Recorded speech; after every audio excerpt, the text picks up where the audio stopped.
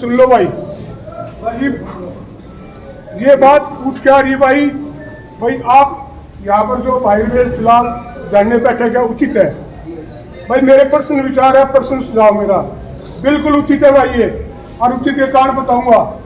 हमने ground to ground घूमते 15-20 दिन हो गए।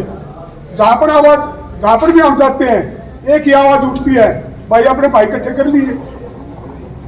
पूरे बहादुर हल्के को पता है भाई इकट्ठे नहीं हो लिए। राम राम जी सारे ने, मैं दिनेश देसवाल हाल फिलहाल आसोदा में हाँ। और आसोदा में सत्याग्रह शुरू हो चुके हैं। जो रमेश दलाल सत्याग्रह पे बैठ गए, यहाँ पे क्यों बैठे हैं? खाप 84 के प्रधान भूप सिंह भी यहाँ मौजूद हैं और काफ़ी गांव के व्यक्ति यहाँ पे मौजूद हैं। बात करेंगे किस बात को लेकर सत्याग्रह, चुनाव के बीच में सत्याग्रह पे क्यों बैठना पड़ा रमेश दलाल को, क्या ऐसी चीज़ें यहाँ पड़ी जो सत्याग्रह पे बैठना पड़ा? क्योंकि ये चुनाव का माहौल है। इस टाइम पे एक एक दिन एक एक घंटा बड़ा ही मुश्किल होता है।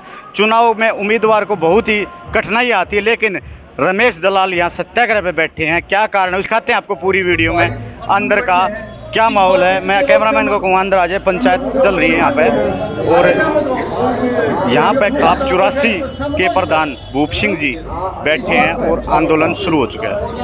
नमस्कार आपके दर्शकों को, हरियाणा और देश की जनता को मेरा नमस्कार।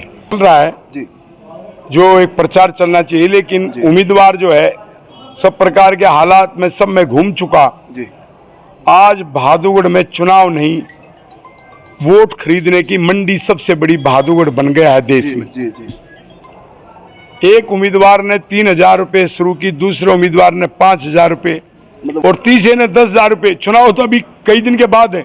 जी, जी। पहले ही 3,000 एक ने किए, दूसरे उम्मीदवार ने 5,000, तीसरे ने कर दिया 10,000, चौथा एक उम्मीदवार ग्रुप को खरीद रहा है। वो हर एक ग्रुप को 2-3 लाख रुपए दे रहा है कि मेरा नाम मत आने देना, ये आप लो और संभालो। ये बहुत पहले प्रशासन को सोचना चाहिए था। जो रेड पड़ी नामांकन भरने से पहले भी जी, जी। एक उम्मीदवार के यहाँ जी, तो उसमें उसको अग्रिम सूचना दी गई। रेड क्या रहेगी जी? जो खुलेआम बांट रहा था, सबको पता है जी। उसके पोस्टर निकले, पंपलेट निकले, सारे सबूत थे, FIR दर्ज नहीं हुई जी। और खुलेआम उसको कहा कि हम आएंगे और आप यहाँ से हटा लो। तो कहीं न कहीं इस भ्रष्टाचार में, जो खरीद फोक्त में प्रशासन की मिली भगत है, उन्हीं की ड्यूटी है। तो वो क्या करेंगे?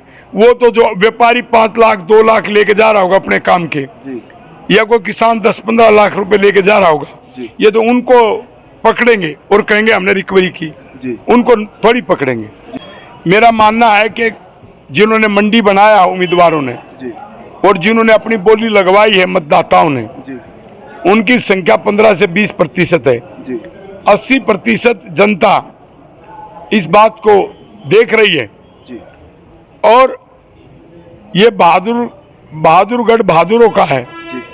वो ये पाप नहीं करेंगे। इसलिए मेरी जनता से एक ही अपील है कि आपको जो अच्छा उम्मीदवार लगे जी, किसी को भी, मैं रमेश दलाल के लिए भी जी, जी। अकेला नहीं कह रहा, निष्पक्ष होके महात्मा गांधी के रास्ते सत्याग्रह कर रहा हूं कि बहादुरगढ़ में जो वोट की खरीद की मंडी बना दी, ये बहादुर कभी उभर नहीं पाएगा, क्योंकि विकास तो हुआ नहीं। अरे अनाज की मंडी तो बचाई नहीं गई हमारी, आज से 35-40 साल पहले जी, जी। बर्बाद होगी। हमारे वैश्य समुदाय के बेचारे छोटे छोटे कारोबार में बाहर निकले, जो यहाँ मंडी में रहते हैं, उनके पास उस ढंग का कारोबार नहीं है। हमने अपनी पहले तो मंडी को मारा जी। उस मंडी को किसी दूसरे उसमें बदलवाना चाहिए था जी, जी। डायमंड मार्केट यहाँ आ रही थी, वो भी नहीं आई। जो बड़े बड़े जो ट्रेड सेंटर आ रहे थे वो बहादुर में आए नहीं जी। इसको पहले सलम बना दिया जी। और ड्रेनेज का सिस्टम भी आप देखो ना कि सबसे पुराना सेक्टर 1977 में कटना शुरू हुआ, सेक्टर 6, उसमें आज तक पानी नहीं निकल सकता। उसके बाद जो आधुनिक जो शहर बन रहा था ओमेक्स सिटी, ये कसार रोड पे, वहाँ पानी भरा रहता है। तो जो नई कॉलोनी बसी वो भी मरी और जो पुरानी थी वो भी मरी। तो बहादुर में विकास की तरफ ध्यान नहीं, सबका ध्यान लूट है।